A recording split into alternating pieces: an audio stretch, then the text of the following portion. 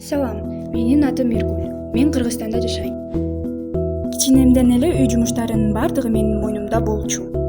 Ошондуктан оюн гана эмес, сабактарыма дагы көп көңүл бура алган жокмун. Өзүң жазабы? Эркектин иши эмеспи?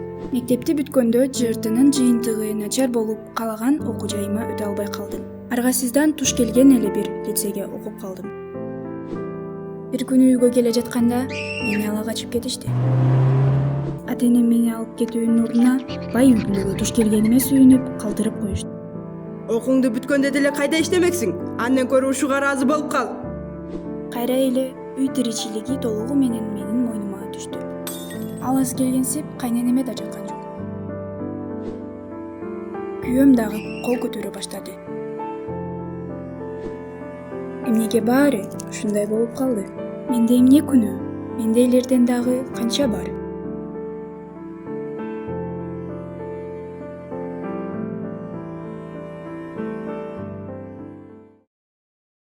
Таких историй происходит очень много в Кыргызстане, и каждый год их количество увеличивается. Если в 2019 году было зарегистрировано 7045 случаев семейного насилия, то в 2020 было уже 9440 случаев, а в этом году на данный момент зарегистрировано уже 8684 случая. Пожалуйста, не игнорируйте данную проблему. Общество, в котором есть такая проблема, обречено на вымирание.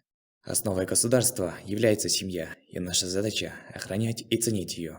И вместе мы сможем решить эту проблему. Так давайте же стараться вместе. С вами были ваши любимые пионеры.